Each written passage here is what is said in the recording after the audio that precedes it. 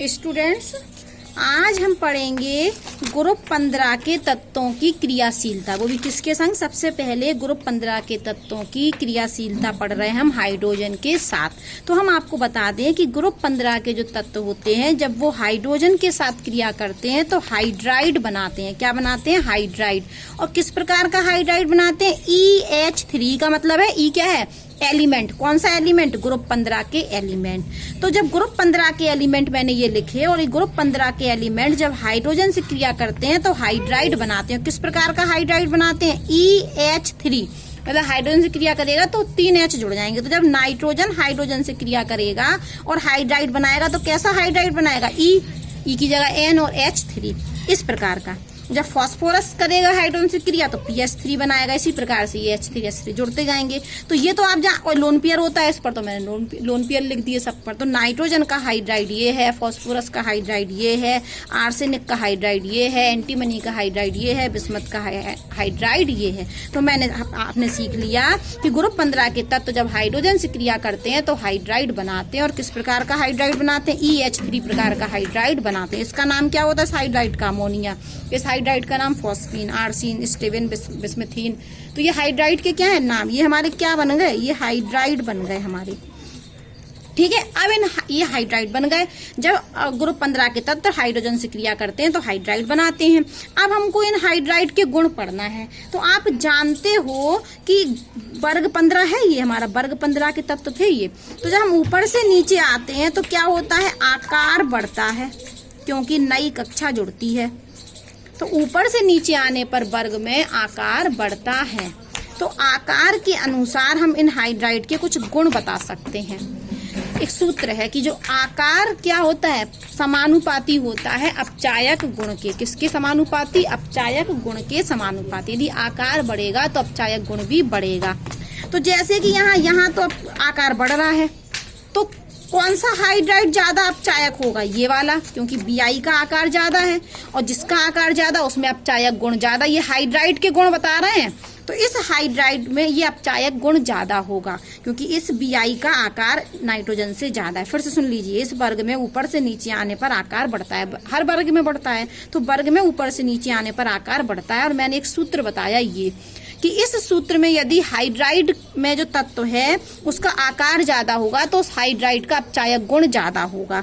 तो आकार किसका ज्यादा है? इसका। तो ये सबसे ज्यादा अपचायक होगा। तो यदि हम यहाँ पर ये 1 2 3 4 5 हाइड्राइड ले लें और हम आपसे कहें कि इसमें अपचायक गुण का क्रम बताइए, अपचायक गुण का क्रम, तो जैसे जैसे आकार बढ़ेगा वैसे वैसे अपचायक गुण बढ़ जाएगा। तो आकार सबसे ज्यादा किसका होता है? बिस्मथ का। हमें यहाँ से दिख रहा है।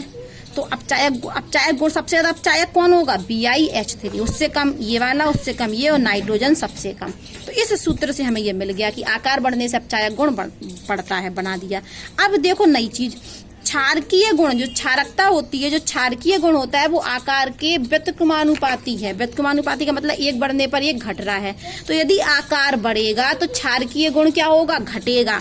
तो इसका आकार सबसे बड़ा, तो इस हाइड्राइड का क्षारकीय गुण क्या होगा? कम होगा। क्षारकीय गुण क्या होगा? कम। तो यदि अब हम आपका क्षारकीय का वो लिखें, क्षारकीय का क्रम लिखें, तो सबसे कम होगा इसका। क्या होगा? कम। तो यहाँ पर इस तरीके से लगेगा, ये कम होता जाएगा, क्योंकि आकार बढ़ रहा है। इस देखो, nitrogen, phosphorus, arsenic, antimony, bismuth में क्या होता है? आकार बढ़ता है। और आकार बढ़ने से क्षारकीय गुण घटता है। तो क्षारकीय गुण क्या होता जा रहा है? घटता जा रहा है। उसी प्रकार से स्थायित्व, कौन सा? ऊष्मीय, थर्मल स्टेबिलिटी। कौन सा स्थायित्व की बात हो रही है? ऊष्मीय स्थायित्व। तो आकार बढ़ने से ऊष्मीय स्थायित्व भी क्या है? व्युत्क्रमानुपाती है। तो यदि आकार बढ़ेगा तो स्थायित्व क्या होगा? कम होगा। तो यहाँ तो नाइट्रोजन से बिस्मथ तक आकार बढ़ रहा है, तो आकार बढ़ने से इसकी स्टेबिलिटी क्या होगी? कम। तो इस तरीके से ये सिंबल लगेंगे। तो कभी कभी पूछ लेते हैं कि हाइड्राइड की प्रॉपर्टी बताइए, तो ऊष्मीय स्थायित्व का क्रम। ठीक है। तो मैंने आपको बताया कि ग्रुप 15 के तत्व जब हाइड्रोजन से क्रिया करते हैं तो EH3 प्रकार के हाइड्राइड बनाते हैं। ये बना दिए और ये है इनके नाम। फिर मैंने कहा इस सूत्र की सहायता से हम इनके गुण बता सकते हैं। तो अपचायक गुण जो होता है वो आकार के समानुपाती होता है। जैसे जैसे आकार बढ़ेगा इस तत्व का, Bi, nitrogen, phosphorus, arsenic, antimony और Bi का आकार बढ़ने से हाइड्राइड का अपचायक गुण बढ़ेगा। तो सबसे ज्यादा अपचायक कौन होगा? ये। उसके बाद क्षारकीय गुण कैसा है, व्युत्क्रमानुपाती। तो जैसे जैसे आकार बढ़ेगा तत्वों का तो क्षारकीय गुण कम होगा, और थर्मल स्टेबिलिटी भी क्या होती है, आकार बढ़ने से कम होती है, तो स्टेबिलिटी कम हो रही है। अब हमको पढ़ना है ऑक्सीजन के प्रतिक्रियाशीलता। तो जब ये वाले तत्व किसके संग क्रिया करें, ऑक्सीजन के साथ, तो ये ऑक्साइड बनाते हैं। क्या बनाते हैं, ऑक्साइड। और कितने, 2 प्रकार के ऑक्साइड बनाते हैं। तो ग्रुप 15 के तत्व जब ऑक्सीजन के साथ क्रिया करते हैं तो ऑक्साइड बनाते हैं। वहां हाइड्रोजन से क्रिया करके क्या बनाते, हाइड्राइड बनाते। और ग्रुप 15 के तत्व ऑक्सीजन से क्रिया करके क्या बनाते हैं, ऑक्साइड बनाते हैं। लेकिन 2 प्रकार के ऑक्साइड बनाते हैं, जबकि हाइड्राइड एक ही प्रकार का बना रहा था EH3, लेकिन 2 प्रकार के ऑक्साइड बनाते हैं। कौन, ग्रुप वर्ग 15 के तत्व किससे क्रिया करके, ऑक्सीजन से क्रिया करके। ये होते हैं E2O3 प्रकार के और दूसरा E2O5 प्रकार के। E का मतलब क्या है, कोई भी ग्रुप 15 का तत्व। तो हमने ले लिया ग्रुप 15 का नाइट्रोजन, तो ये किस प्रकार का बनाएगा, N2O3 भी बनाएगा और N2O5 भी बनाएगा। ये नाइट्रोजन के ऑक्साइड हैं। ये किसके ऑक्साइड हैं, नाइट्रोजन के ऑक्साइड। तो 2 प्रकार के ऑक्साइड बनाता है, N2O3 N2O5 किसके आधार पर, E2O3 और E2O5 के आधार पर। अब यहाँ पर एक नियम है कि ऑक्साइड, जिस ऑक्साइड में OS नाइट्रोजन की OS कम होगी वो कम अम्लीय होगा, और जिस ऑक्साइड में नाइट्रोजन की OS ज्यादा होगी वो ज्यादा अम्लीय होगा। मतलब किसी भी तत्व, नाइट्रोजन ले लिया तो नाइट्रोजन, ये यहाँ पर देख लो कि यहाँ पर यदि E की OS कम है और यहाँ पर E की OS यदि ज्यादा है, तो जहां पर जिस एलिमेंट की OS कम होगी, ऑक्सीकरण अवस्था कम होगी, वो ऑक्साइड कम अम्लीय होगा। और जिस कंपाउंड में एलिमेंट की OS ज्यादा होगी, ऑक्सीकरण अवस्था ज्यादा होगी, वो ज्यादा अम्लीय होगा। तो हम आपको बता दें कि यहाँ पर जो ऑक्सीकरण अवस्था होती है इसकी, इसमें किसमें, N2O3 में N की OS होती है +5, जबकि N2O3 में होती है +3, कितनी होती है, +3, जबकि N2O5 में नाइट्रोजन की OS होती है +5। ये +3 होती है, +5 होती है। नियम हमने क्या बताया कि जिस ऑक्साइड में तत्व की OS कम, वो कम अम्लीय, तो ये वाला जो N2O3 है वो क्या होगा, कम अम्लीय होगा। किससे, N2O5 से, तो ये होगा ज्यादा अम्लीय। तो यदि क्वेश्चन में आ जाए कि N2O3 और N2O5 में कौन अम्लीय है, तो आप बोलोगे N2O5 ज्यादा अम्लीय है। नियम क्या है वो क्या, क्यों, क्योंकि N2O5 में नाइट्रोजन की ऑक्सीकरण अवस्था ज्यादा है +5 है, जबकि N2O3 में नाइट्रोजन की ऑक्सीकरण अवस्था +3 है। ठीक है, तो एक हमने नियम पढ़ लिया कि जितनी ज्यादा OS होगी वो ऑक्साइड उतना ज्यादा अम्लीय होगा, जितनी कम OS वो ऑक्साइड उतना कम अम्लीय होगा। अब एक बात और है कि जो नाइट्रोजन और फास्फोरस के ऑक्साइड होते हैं, किसके ऑक्साइड, ऊपर वाले तत्वों के, वो होते हैं अम्लीय नेचर के। तो मतलब जो नाइट्रोजन और फास्फोरस के ऑक्साइड होते हैं वो होते हैं अम्लीय, किसके, नाइट्रोजन और फास्फोरस के। जबकि आर्सेनिक और एंटीमनी के उभयधर्मी, मतलब दोनों गुण होते हैं, वो अम्लीय भी होते हैं और क्षारीय। और बिस्मथ के क्या होते हैं, सिर्फ क्षारीय होते हैं। तो आर्सेनिक और एंटीमनी के जो ऑक्साइड होते हैं वो उभय धर्मी, दोनों नेचर होता है उनमें। और जबकि Bi का ऑक्साइड किस नेचर का होता है, क्षारीय नेचर का, क्षारीय प्रकृति। तो हमने यहाँ नियम बोला कि नाइट्रोजन फास्फोरस के ऑक्साइड अम्लीय नेचर के होते हैं और आर्सेनिक एंटीमनी के उभयधर्मी होते हैं, जबकि बिस्मथ का क्या होता है, क्षारीय नेचर।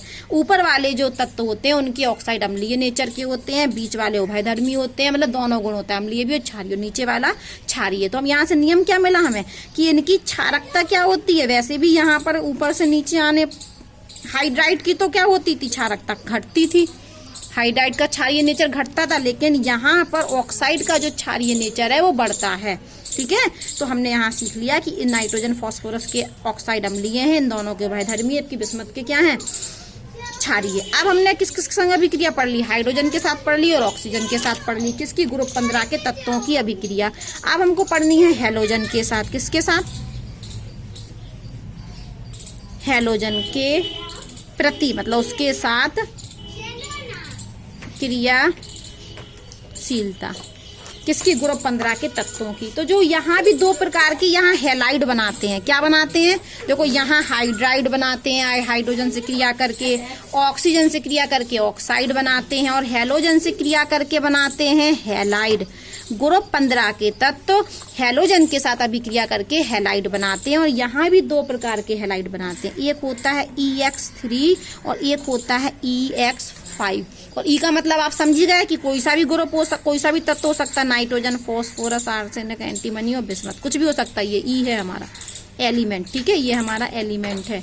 तो यहाँ पर अगर नाइट्रोजन ले लें तो ये क्या, हम फास्फोरस ले लेते हैं यहाँ पर, तो ये PCl3 बन सकता है या PCl5 बन सकता है। हमने नाइट्रोजन ही क्यों नहीं लिया, क्योंकि नाइट्रोजन होता है वो नाइट्रोजन नहीं बनाता। अगर हम यहाँ पर लिख दें कि NCl3 और यहाँ हम लिख दें NCl5, तो ये NCl5 नहीं बनता है। क्यों नहीं बनता है, इसका भी क्वेश्चन, एक क्वेश्चन आपको यहाँ लिखा है कि यहाँ पर जो होता है कि नाइट्रोजन प्लस ऑक्सीकरण अवस्था प्रदर्शित नहीं करता है। मैंने अभी बोला कि यहाँ पर NCl5 नहीं बनता है, अभी तो मैंने बोल दिया कि इस ग्रुप के तत्व से अभी इस ग्रुप के तत्व दो प्रकार के हैलाइड बनाते हैं, EX3 और EX5, लेकिन नाइट्रोजन EX5 प्रकार का नहीं बनाता है। क्यों नहीं बनाता है, क्योंकि नाइट्रोजन के पास d ऑर्बिटल अनुपस्थित होती है, नहीं होती है, जबकि और तत्वों के पास d ऑर्बिटल होती है, लेकिन नाइट्रोजन के पास d ऑर्बिटल नहीं होती है, इसलिए नाइट्रोजन NCl5 नहीं बनाता है। और NCl5 नहीं बनाता है मतलब नाइट्रोजन +5 OS शो नहीं करता है, +5 OS ऑक्सीकरण अवस्था शो नहीं करता है, ठीक है। तो ये अलग से क्वेश्चन हो गया कि NCl5 नहीं बनता है क्योंकि नाइट्रोजन के पास d ऑर्बिटल नहीं होती है, अनुपस्थित होती है। NCl5 ना बनने का अर्थ है कि नाइट्रोजन की जो OS होती है वो +5 नहीं होता है, नाइट्रोजन +5 OS को प्रदर्शित नहीं करता। यहाँ से क्वेश्चन पूछा था कि नाइट्रोजन प्लस ऑक्सीकरण अवस्था को दर्शाता तो है लेकिन पेंटाहेलाइड नहीं बनाता है, कारण बताइए। तो क्योंकि नाइट्रोजन के पास डी कक्षक नहीं है, इसलिए पेंटाहेलाइड, इसको हम पेंटा बोलते हैं। जो EX5 होता है वो पेंटा, ये ट्राईहेलाइड। EX5 को क्या बोलते हैं, पेंटा, 5 है ना तो पेंटा। तो NCl5 नहीं बनता है, एक ही बात आंसर है कि नाइट्रोजन के पास डी ऑर्बिटल नहीं होता है, ठीक है। +5 को दर्शाता तो है, शो तो करता है, नहीं करने का अर्थ मतलब ये कि करता तो है, +5 होता तो है। मैंने ऊपर नहीं बताया था यहाँ पर कि +5 होता है इसका, देखो ये +5 को प्रदर्शित करता है, ठीक है। और +5 की ऊपर से नीचे तक घटती है तो +5 OS शो तो करता है, लेकिन NCl5 नहीं बनाता है, लेकिन पेंटाहेलाइड नहीं बनाता। अब हम क्या पढ़ा रहे थे आपको, हेलोजन के साथ अभिक्रिया। तो हेलोजन में क्या करता है, हेलाइड बनाता है दो प्रकार के, लेकिन नाइट्रोजन ये वाला हेलाइड EX5 NCl5 नहीं बनाता है, जबकि उसकी OS 5 होती है। अब यहाँ पर और भी थोड़े से नियम है। क्या नियम है कि जो आपका पहला तो यही नियम हो गया, क्या नियम हो गया इसका सार, कि जो नाइट्रोजन होता है वो EX5 वाला हैलाइड नहीं बनाता है। यही तो मैंने बोला कि नाइट्रोजन EX5 वाला हैलाइड नहीं बनाता, यहाँ डिटेल में बता दिया। दूसरी बात सुनिए, जो पेंटाहेलाइड होते हैं वो सहसंयोजी नेचर के होते हैं। किस नेचर के, सहसंयोजी लक्षण के होते हैं, जबकि ये वाले कम होते हैं सहसंयोजी लक्षण। कौन सा, EX3 वाले। तो जो आपके कौन से वाले होते हैं, पेंटा वाले हैलाइड होते हैं। कौन से वाले, पेंटा वाले हैलाइड, ये पेंटा है तो पेंटा हैलाइड में सहसंयोजी लक्षण ज्यादा होता है, किसकी तुलना में, EX3 ट्राई हैलाइड की तुलना में। बात समझ में आ गई। तो ये वाले जो हैलाइड होते हैं वो उनमें सहसंयोजी लक्षण ज्यादा होता है, जबकि इनमें क्या होता है, कम होता है। एक पॉइंट और है कि नाइट्रोजन में जितने भी ट्राईहेलाइड बनते हैं, सिर्फ NF3 क्या होता है, स्टेबल होता है, और इसको छोड़कर सभी क्या होते हैं, अनस्टेबल होते हैं, ठीक है। ये सिर्फ स्टेबल होता है। अगर हम यहाँ लिख दें NCl3, NBr3, या NI3, तो ये सब कैसे होते हैं, अनस्टेबल होते हैं। तो नाइट्रोजन के ट्राई हैलाइड में सिर्फ NF3 ही स्टेबल होता है, इसके अलावा कोई भी स्टेबल नहीं होता है। ठीक है, अब और बात सुनिए, ये और है कि BF3 को, किसकी बात हो रही है हमारी, चलो इतने ही पॉइंट्स काफी हैं। ठीक है, ये लिखा है नाइट्रोजन के लिए केवल NF3 ही स्थायी होता है, बाकी के ट्राई हैलाइड स्थायी नहीं होते हैं। और सुन लीजिए BIF3 को छोड़कर सभी ट्राई हैलाइड में सहसंयोजी प्रकृति, सहसंयोजी नेचर होता है। किसको, चलो बताई देते हैं। BIF3 को छोड़कर सभी कौन से वाले, ट्राई हैलाइड सहसंयोजी नेचर प्रकृति के होते हैं।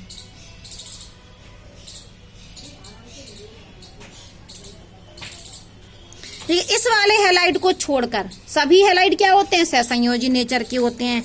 जबकि ये क्या होता है, BIF3, ये आयनिक होता है।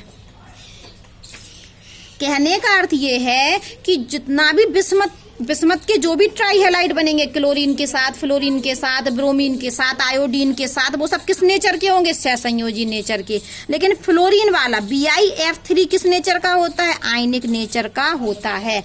तो BIF3 को छोड़कर बिस्मत के जितने भी ट्राई हैलाइड होंगे, सभी हैलाइड मतलब बिस्मत के, ठीक है, बिस्मत के जो भी सभी हैलाइड होंगे वो सहसंयोजी प्रकृति के होंगे। जबकि फ्लोरीन के साथ जो ट्राई हैलाइड बनता है बिस्मत का, वो आयनिक हैलाइड होता है। अभी एक और पढ़ना है हमको, जल्दी से पढ़ लेते हैं हम। चौथा, धातुओं के साथ अभिक्रिया। हाइड्रोजन के साथ पढ़ चुके, ऑक्सीजन के साथ पढ़ चुके, हैलोजन के साथ पढ़ चुके। अब हमको पढ़ना है धातुओं के प्रति क्रियाशीलता। धातुओं के प्रति क्रियाशीलता, तो ये धातुओं के साथ द्विअंगी यौगिक बनाते हैं। कैसे यौगिक बनाते हैं, ये मतलब ग्रुप 15 के तत्व, ये धातुओं के साथ द्विअंगी यौगिक बनाते हैं। ये का मतलब है ग्रुप 15 के तत्व धातुओं के साथ क्रिया करके द्विअंगी यौगिक बनाते हैं। ठीक है, कैसे बनाते हैं देखते हैं हम।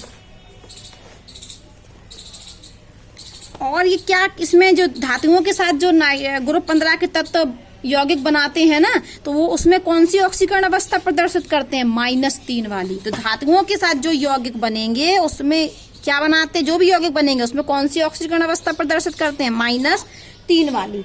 अब हम जैसे कुछ ले लेते हैं, कुछ एग्जाम्पल। मान लो नाइट्रोजन है, इसने कैल्शियम के साथ अभिक्रिया कर ली, कैल्शियम धातु है, और क्या बना दिया, CA3N2। और CA3N2 में यदि आप N की OS देखेंगे तो होगी -3। नाइट्रोजन ने क्या, कैल्शियम धातु के साथ अभिक्रिया। हमने फास्फोरस ले लिया, फास्फोरस की भी अभिक्रिया कैल्शियम से करा ली, तो उन्होंने क्या बनाया, ये यौगिक बनाया। इसमें भी जब आप P की देखोगे OS तो कितनी होगी, -3।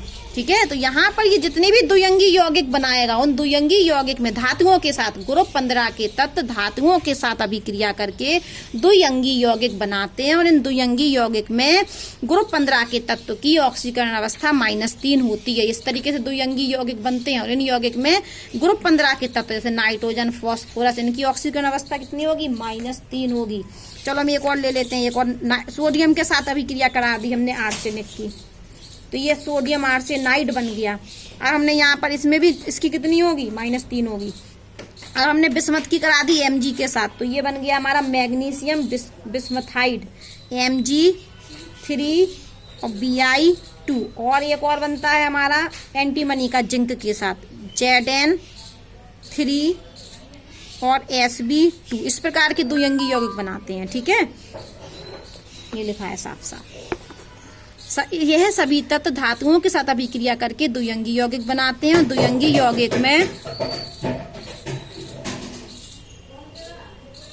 इनकी ऑक्सीकरण अवस्था कितनी होती है, -3। ये है द्विअंगी यौगिक, ये नाइट्रोजन का है, ये फास्फोरस का है, ये आर्सेनिक का है, ये एंटीमनी का है, ये बिस्मथ का है। और इन सभी यौगिक में क्या होगी ऑक्सीकरण अवस्था, -3। अब हम नेक्स्ट वीडियो में पढ़ेंगे नाइट्रोजन बनाने की विधियां।